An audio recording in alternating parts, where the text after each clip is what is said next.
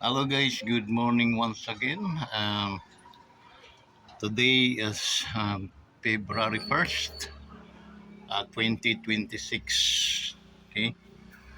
Shout out sa inyong lahat, mga ating mga friends, sa ating mga solid ka-wanderers, at natural sa ating mga OFWs na they are always sacrifice themselves, no? Sakripisyo ka ng mga sarili para at least tugunan ang kanilang mga dreams sa bawat family, and then at the same time yung kanilang yung kapakanan ng bansa, no, na uh, to uphold the yung ating economic, no, ekonomiya na hinalo. Kung wala itong mga OFWs na ito, I don't know what's happening to the Philippines. Okay? But well, guys, today is Sunday. We need to forceful to attend the fellowships, the mass or whatever na regarding to strengthen your faith, no? Nalangin tayo sa araw na ito na God will continue bless this nation, no? And then ipuin niya mga nasa gobyerno natin, no, mga government officers na magkaroon sila ng mga tamang mga decisions or maging makatao at naaayon sa ating sandigang batas, no. Okay, masyadong masigalot ngayon, pero yung paman, panibagong vlog, panibagong araw na naman ang ating masasaksihan, mga kaibigan. So huwag niyong palampasin naman itong video ito, kundi inyong i-subscribe and then i-likes po ninyo. Malaking bagay po yun sa mga content creator na hindi pa kumikita katulad sa akin. So please subscribe and then share, comment, and then likes. I-likes po ninyo guys. Maawa na po kayo sa akin. May ng awas si Commanders. Kasi guys, almost 2 years past more than 2 years na hindi tayo kumikita. Okay? So, kindly help me guys para at least tayo ay ma-monetize man lang. And then, para palakasin natin yung ating likes guys. Okay? Sa gabi, nanonood ako ng mga YouTube, then para then mga kaganapan sa ating lipunan, ano. Okay? Tulad ng mga nangyayari, no. Meron akong napuna na ating hindi ko makita.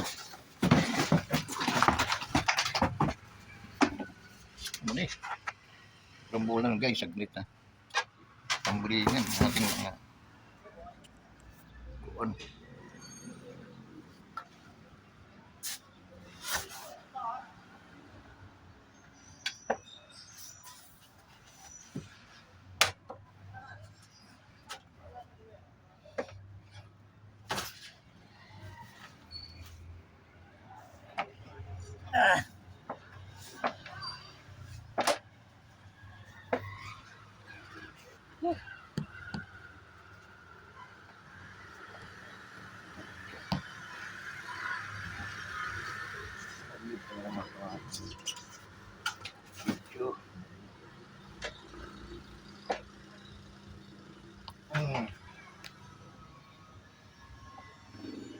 So guys, yun.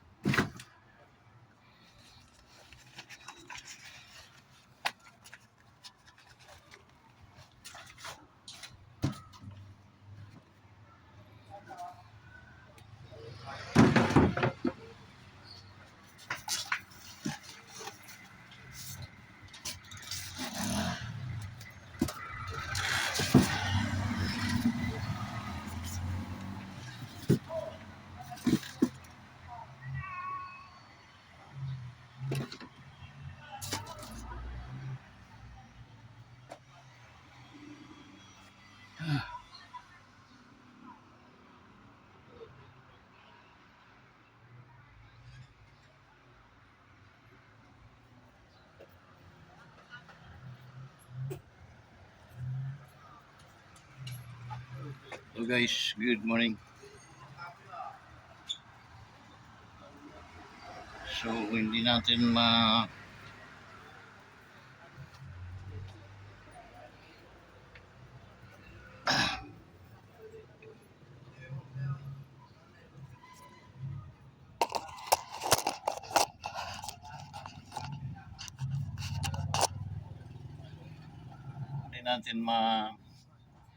intindihan yung mga nangyayari guys. Okay?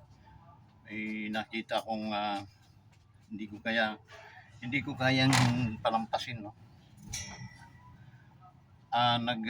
Regarding ito doon sa nangyayari sa ating Senado, no. Kasi mayroong isang senador na nagmamarunongan at ang kanyang pangalan ay si nag-graduate sa nag-graduate sa school bukol and then One Bull University. Titigan yung mukha mismo nitong mamang ito. Okay?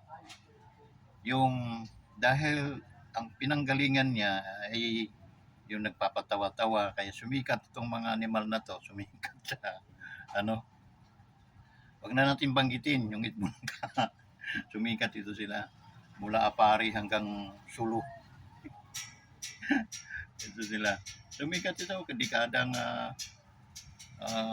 80s hanggang mga 2010, mga ganun. Hanggang kasi ngayon wala na, higit na. Tapos itong isa nangangarap dahil wala naman, marami itong katulad, no? Isa dyan si former 8th Division World Champion natin, no? Si Idol Manny Pacquiao. Inangaan din namin si Idol Manny noon dahil sa galing sa sports, no? Talagang gifted siya. Napakagaling. Tikhayak ang mga nagkakalaban niya, no? So gifted yun si Idol. Kaso lang, sinamahan naman ni Idol Manny na pangarap na beyond doon sa kanyang knowledge, no?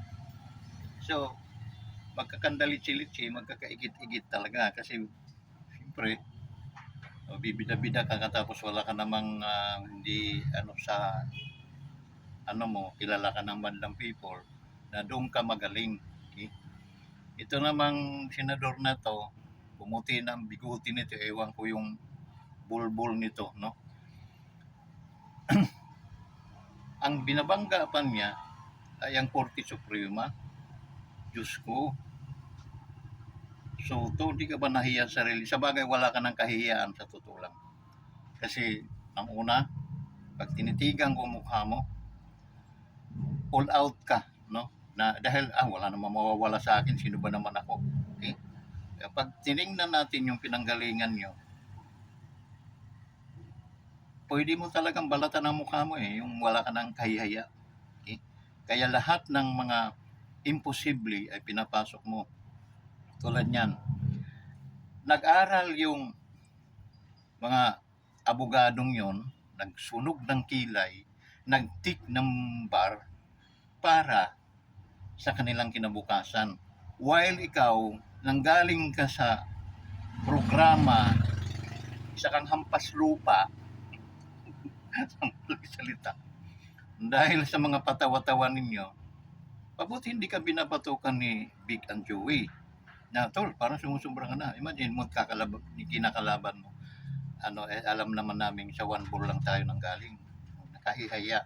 Bigyan natin kahiyaan ang ating pinido at ang ating pagkatao. Diba? Pero siguro, sumisingga ka para kang leon. Hindi pwede lang. Okay? Kasi, little knowledge is dangerous. Okay? Tulad ikaw, wala ka namang pinag-aralan na ipapakita sa amin. Pero magbibida-bidahan kang Judy puta ka, wala kang alam, wala kang grado, hindi ka abogado na animal ka, no? Katapos kakalabanin mo yung Korte Suprema, kung di ka ba naman bungog, mambabatas kang animal ka, katapos kukontrahin mo yung ano, kahit saan ka magtanong kung ang anak mo ay nag-aaral, baka sampigain ka mismo ng sarili mong anak. Okay? Na tatay, tragis ka, abogado ako, animal ka, dapat hindi ka dapat gano'n. Hindi kitang itakwil bilang ama. Kasi boy, alam kong wala ka nang iniwang kahihiyaan kasi nga alam naman namin kung saan ka nang galing. Ang akala mo naman mauuto mo ang mga Pilipino. Diyos ko, matatalinong Pilipino kaysa iyo, guys. Okay? Tulad sa amin, hindi mo kami mauuto. Okay? Dahil alam namin ang utak mo nasa talampakan mo at ikinakalat mo sa kalsada yan araw-araw siguro. Kaya ang akala mo sarili mo, marunong ka. Ang akala mo perfecto ka. Nangyari yan kay Idol Manny. Kandidato ding presidente yun. So anong pag nag-i-speech siya, ano nangyari? Katatawa. So linulubog niya sa kahiyaan, sa kumunoy, sa kahiyaan ng kumunoy, yung kanyang pangalan, yung kanyang ah, pagkatao. Sikat siya, no? Division World Champion. Bigla kang naging higit. Tayo. Ito naman si Sutok, no? Sutok. Malapit-lapit ka lang sa akin at hindi tayo nasa anong ito video. Masampiga kita. Totoo lang. Kasi nga, ang isang sampiga sa'yo kulang. Dahil nga nakakahiya ka bilang isang tao. Tao din ako no? Pero habang pinanonood ka namin, pinakikinggan ka namin na animal ka, senador ka pa naman, paano ka naging president, ano? Ang tawag sa'yo? Senate President. Okay? Na hindi naman kaya ng utak mo maging isang Senate President. Tumakbo kayo ni Lacson noon bilang President. Papayag ba naman si Lacson na magiging ano ka, kaya si Lacson sukang-suka sa yun. Hindi lang maano dahil vibes na vibes mo siguro. Ang akala ng Lacson na baka ito'y pinitik ko, baka ito'y magano, wala itong grado, wala itong pinag-aralan eh. Yun ang isang ano sa tao, walang pinag-aralan. Ngayon, huwag kang magbida-bida dito sa bansang Pilipinas dahil galing ka sa TAI. Wala ka naman. TAI means nothing. Papaliwanag ko lang baka ma-misinterpret, no? Ano yung mga patawa-tawa. Tapos lumaki ulo mo sa auto. Pati ba naman, ano, babanggain mo, Diyos ko naman, wala kang aral. No, hindi mo alam ang mga pinagsasabi mo. Okay? So, nakakatakot ka na sa susunod. At ang termino mo ay hanggang doon lang. Ang akala mo sa susunod mananalo ka pa? Magiging senador ka pa? Kahit barangay captain, hindi ka na pagkakatiwalaan pa. Tingnan mo si Manny Pacquiao. Okay? So, yun, no? Sa mga kapamilya nito, advise this person, no? Na wag ganon. Dahil Korte Suprema ay sila yung pinaka huling parang si Marcos yun na lahat ng budget na katarantaduhan, pipirmahan niya, lusot yun. Okay? Kaso iba ito, guys. Balaod ito, this is the law na dapat nating sundin. Because magiging chaos tayo once na hindi tayo sumunod sa batas. 13 mga mga banggaitan na mga magagaling na mga abogado na nasa Korte Suprema, nagkaisa sila. Ano, ibabangga mo ang sarili mo, wala kapamilya kita, nako, mura buutin mo sa akin araw-araw habang nakikita ko yung mukha mo. Kaya magpupunta ka siguro sa Yungib. Sa lungib na walang kataw-tao. Huwag kang, nako, Soto. Ano ba nangyayari sa mundong ito? Pero huwag kang mag-alala. Dahil hindi ka na makakatikim pa ng panalo sa mga darating na mga ano. Tsaka, matanda ka na, Soto. No? Tanda ka na, kahit tayo salpukan, hindi ka obra sa akin. Totoo lang. Kapos pa isang kamay ko. Oo. Yung sport lang na, tana. Nung kami bata-bata pa, na pag naghamunan, tana. Upakan tayo. No? Pasingaw lang sa galit ba? No? Kasi sobrang nakakainis yung gusto nyo kasing ma-impeach talaga si Inday Sara. Wala namang kasong pwede nyong dalhin doon. Kinakaso niyo yung tawag noon, yung fund na hindi nga ano, dahil sabi ng kuwa okay naman yung mga papel, wala namang linabag doon, no? Mayroong mga na-comply naman lahat. Okay? 126 million ay putragis yung ninakaw ng mga tao ngayon diyan sa inyong ano is trilyon. Tapos yun ang unahin nyo dahil mayroon kang sariling agenda. Ang agenda mo, pag nawala si Inday Sara, ikaw magiging vice president. Dahil kakampi mo ang ano ang gobyerno vice president ka. After vice president mo, i-impeach ninyo si Bangag. Sama-sama kayong lahat. I-impeach ninyo yun. Pagkatapos, pag na-impeach na yung presidente, ikaw na bilang vice president ang magiging president. Napakadali kaso lang makakaupo ka man. Sabihin na natin, ibigay na natin yan, no? Presidente si Soto.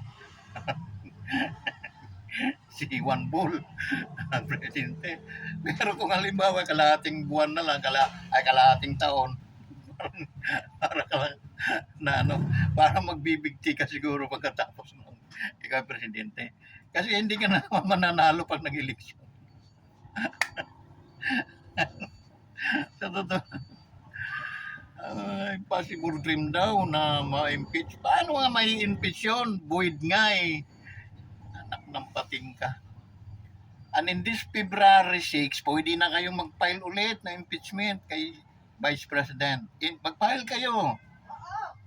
Ganun lang kasimple. Pwede kayo mag-file. Sabi naman ng na yung last year, yung isang taon na dinesisyonan na void. Hindi, walang saysay. So ngayong February, mag-isang taon na, pwede na kayo mag-file ulit. Mag-file kayo hanggang 2027, 27, file ulit kayo. Okay? Kasi alam naman natin, hindi ubran yung inyong file na kaso. Mas obra pa ngang ma-impeach itong presidente nyo than yung vice president. Okay? Dahil masalimuot yung nangyayari sa ating bansa ngayon. And then, walang nakulong na malalaking tao. And then, dinadivert niyo ang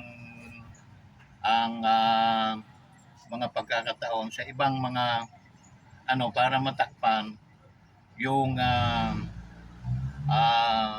mga nangyaring nakawan sa ating gobyerno. Okay? So, ganon. Ngayon, nasaan ang presidente nyo? Sana naman, huwag maging hingalo, no? Pero yun talaga siguro ang dasal ng mga tao. Huwag tayong magagawa dyan, no? Pero ako, hindi namin dasal yun. There's God who chastise the president, no? So, yun ang mag-chastise doon. Nag-vlog ako, bibili ka ba? Nag-vlog kasi ako. Yun guys na ano, yun po ang katotohanan diyan, no?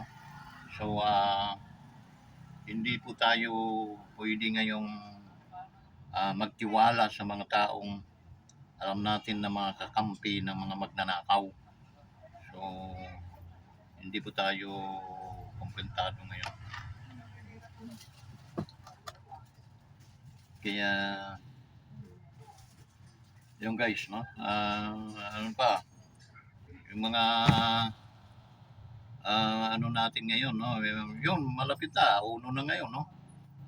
After dyan, February 6, pwede na kayong mag-file ulit ng impeachment para sa kay Inday Sara, no? Sa Vice President. Tingnan natin ang patibayan na lang ng sikmura yan. Okay? Pero hindi talaga kayo mananaig. Alam mo yung kadiliman, hindi mananaig sa kaliwanagan yun.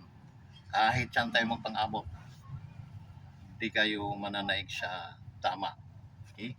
So, yung mga guys, nagpapasalamat tayo sa ating mga kapulisan na they are maintaining peace and order. Okay?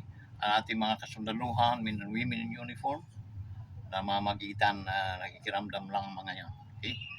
Incompetent competent na yung ating presidente. So ang tanong, nasaan yung presidente? We need the presence of the president because binoto siya para maging pinuno ng bansa natin. Ngayon, kung ibang mga tao ang namamalakad na sa ating bansa, no, kanyang asawa, sampu lang, yan si Ricto, mga Rimulya, ay hindi po yan pwede ayon sa ating batas. Ang successor po natin, pag walang capacity ang presidente, ay ang vice president. Yun po ang tamang ng batas. Hindi pwede ito si Claire Castro na aso-aso ni Marcos at saka itong si tingnan mo ito si Claire Castro, ang kanyang sinasahuran siya galing sa buhis ng mga tao, pero sino ang pinaglilingkuran niya? President. Yung presidente, lahat na lang puro pabango, no? Kahit hindi afford ng kanyang presidente, ina-afford sa kanyang pananalita, no? Yan ang mga panlulukong nangyayari sa gobyerno natin ito. Sa totoo lang, tahasan kong sasabihin yun. Dahil unang-una, halatang halata na wala sa kapasidad ng taong yan na mag-handle bilang isang president. Ano nagawa niya for a matter of 4 years? Wala. Mag-iban lang, bagkusan tinugas nila yung kayamanan ng Pilipinas. Sino ang kawawa, no? Yung mga nagbabayad ng tax. They are suffered a lot, no? Ang mga project o mga karamihan ay mga ghost project. Binayaran yun. Kung di ba naman mga angab ito na pasalamat nga kayo sa mga Pilipino na baka bait or dalawa lang yan, mabait or tanga talaga ang Pilipino. Alam niyo kung ano ang imahin natin sa ibang bansa? Mga tanga ang tawag nila sa atin. Bakit? Dinudugasan na tayo harap-harapan, kaya pa nating tiisin.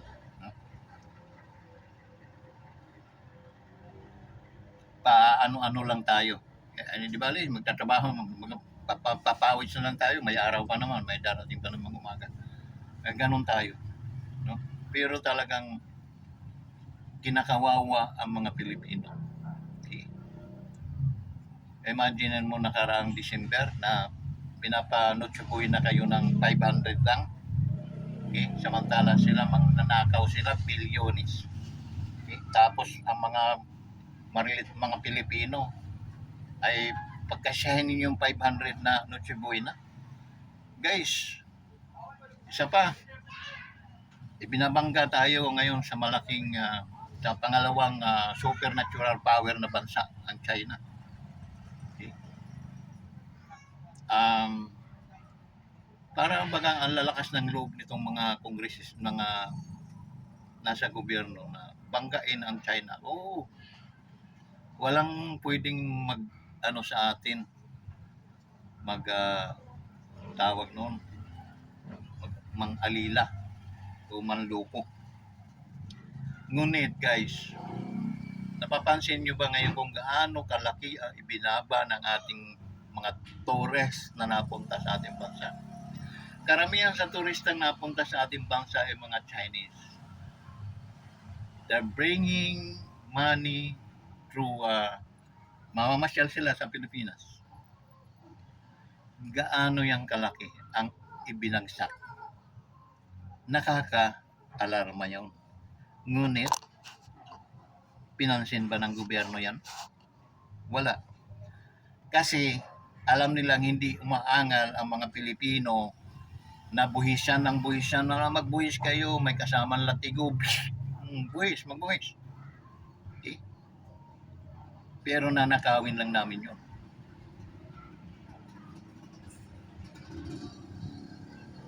Dito sa negosyo namin, pagtitinda ng mga prutas, ramdam namin yon, no? Napakahina ng bintahan dahil wala pong mga pera ang mga maralita ang taong bayan to buy fruits para maging healthy sila.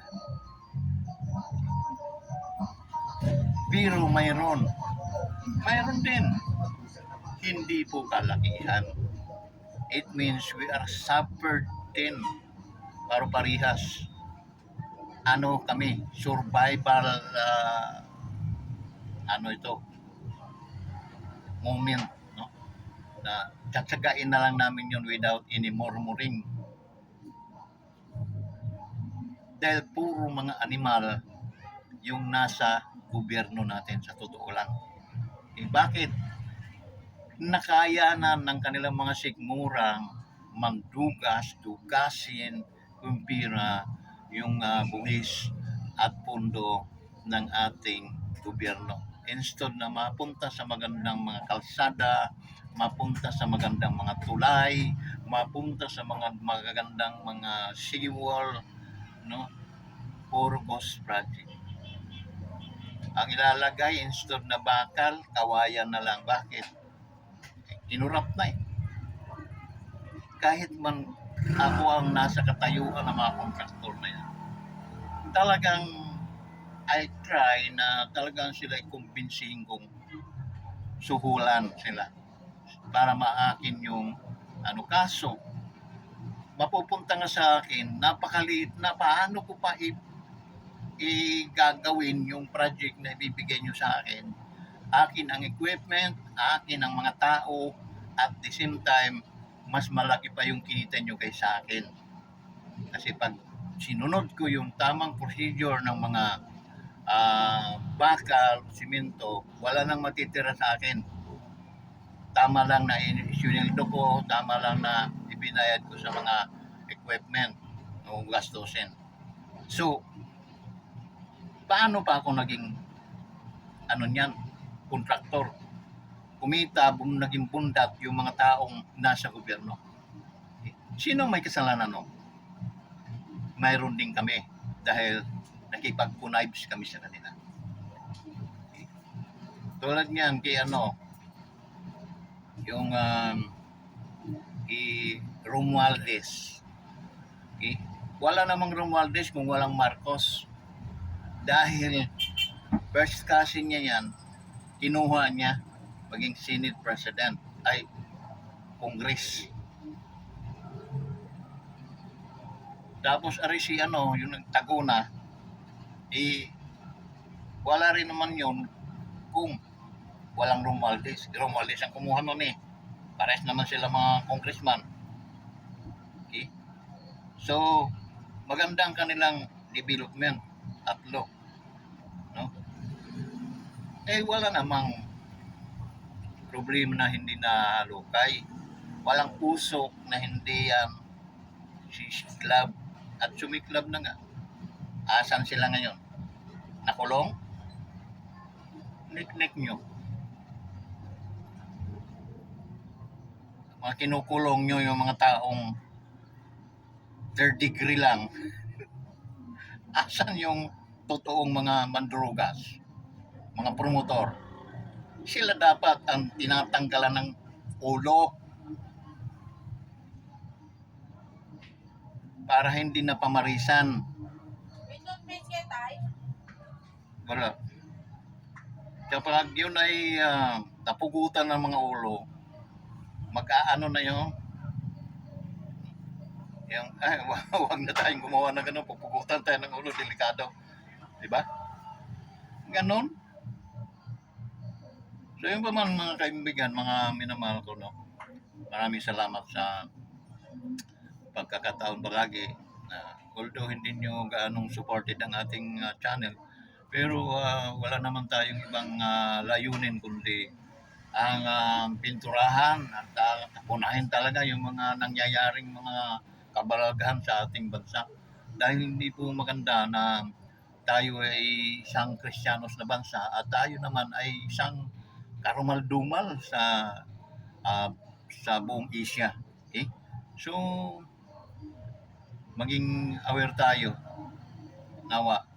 Pero ang isang madaling ano nito ay ang ipanalangin na lang natin na naway magbago. At ako na may naniniwala na there is a power in prayer. Okay? Sa pamamagitan ng panalangin ay nababago lahat ang mga sitwasyon. Okay? Kung hindi tayo makapag-ano sa kanila na talagang sila yung mga makakasalanan, dahil makasalanan naman talaga, ngunit ang kayang ang Diyos ay mapagpatawan. Doon nga medyo nakakainis ng kumbaga isipin natin. Pero dahil tao tayo, minahal tayo ng Diyos, hindi po namimili ang Diyos. At ang kanyang pakay ay ang ituwid at pangaralan at itama ang mga pagkakamali ng mga makasalanan. Mayroon mang sinabi sa Roma, aklat ng Roma, no, sa Book of Rome na the wages of sin is this, no? But the gift of God is eternal life. So, wala namang hindi makasalanang tao. For all have sinned, sabi ng Biblia. That's why we come short to the glory of God. Nagkaroon ng shortage tayo, wala tayong communication, etc. Totally brown out, totally breakdown. Okay? When Jesus came to this earth, no, to this world, yun, God offered His only Son, 240 ang kilo, ma'am. Ilog na yun, ma'am.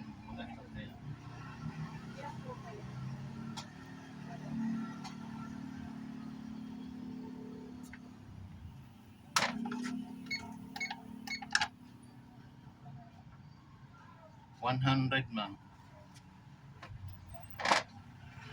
Actually, 105 siya, pero 100 na lang. 100.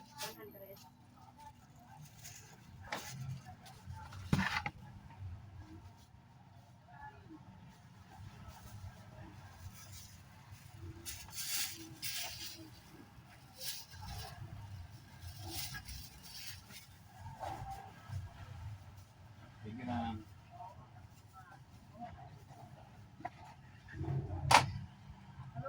May bumili, guys. May bumili. So, yun guys, no? Maraming salamat sa magang ito. Only God can put na may tama magkaroon ng kapayapaan ng ating bansa at makilala ulit ang Pilipinas bilang isang Kristiyanos, and then may takot sa Diyos. Yun lang, kawawa man ang ating mga kapwa Pilipino, ngunit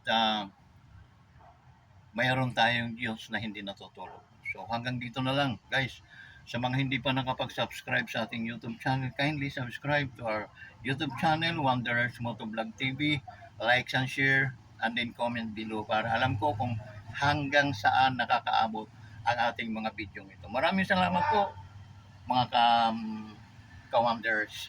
At patnubayan kayo ng ating Panginoon sa araw na ito. ngayon, noon at magpakailanman. Bye-bye guys!